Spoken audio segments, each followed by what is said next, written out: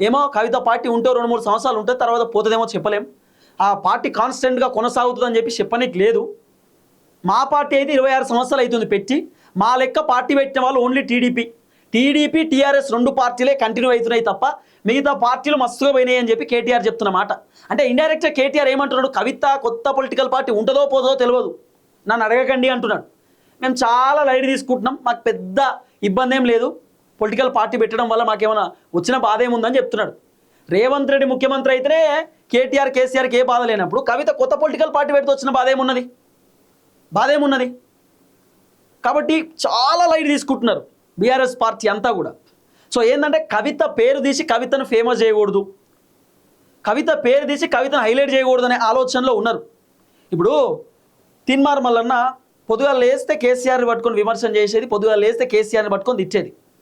ఆయన జర్నలిస్ట్గా ఉన్నప్పుడు, ఇప్పుడు ఆయన పొలిటికల్ లీడర్ ఎమ్మెల్సీగా ఉన్నారు. ఎందుకు కేసీఆర్ని పట్టుకొని తిట్టేది, కేసీఆర్ని పట్టుకొని ఎందుకు విమర్శలు చేసేది, పబ్లిక్ ఇష్యూస్ పైన కేసీఆర్ని విమర్శలు చేసేది, కేసీఆర్ను క్వశ్చన్ చేసేది తీన్మార్ మల్లన్న. ఆ క్వశ్చన్ చేసే విధానం కేసీఆర్ నచ్చకపోతుండే, ఆ క్వశ్చన్ చేసేటటువంటి విధానం కేటీఆర్కి నచ్చకపోతుండే. కేటీఆర్ చాలాసార్లు తీన్మార్ మల్లన్న పేరు ప్రస్తావించేది. అట్లా ప్రస్తావించి తీన్మార్ మల్లన్నని ఇంకా హైలైట్ చేసిండు కేటీఆర్. అరెస్ట్ చేసి ఇంకా హైలైట్ చేసి జైలుకు పంపించి 2 సార్లు జైలు పోయిండు. 100 రోజులు తీన్మార్ మల్లన్న జైలు పోయిండు. బయటకు వచ్చి ప్రశాంతంగా ఇప్పుడు ముఖ్యమంత్రి అయ్యేటటువంటి ఆ స్థాయికి ఎదిగిండు. పొలిటికల్ పార్టీ పెట్టుకున్నాడు. ఎట్లా రీజన్ ఏంది, వీళ్ళు చేయబట్టే, బీఆర్ఎస్లు చేయబట్టే. పొద్దుగాల లేతే మల్లన్న పైన దాడులు, కేసులు, పంచాయతీలు, జైళ్ళు గిన్ని జరిగినాయి. ఒక వ్యక్తిని ఊకే మాట్లాడి వాళ్ళని హైలైట్ చేయవద్దు అనేది కేసీఆర్కి అర్థమైపోయింది. అందుకే కవిత గురించో, మల్లన్న గురించో, రేవంత్ రెడ్డి గురించో, కాంగ్రెస్ పార్టీల గురించో మాట్లాడకండి, డిస్కస్ చేయకండి. మనకు కావాల్సింది మళ్ళీ మనం అధికారంలోకి రావాలి.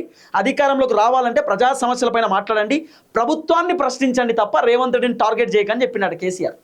అందుకే కేటీఆర్ ప్రెస్ మీట్ పెట్టినా, బీఆర్ఎస్ పార్టీ లీడర్లు ప్రెస్ మీట్ పెట్టినా రేవంత్ రెడ్డిని డైరెక్ట్ అటాక్ చేయరు, రేవంత్ రెడ్డిని డైరెక్ట్ విమర్శన చేయరు.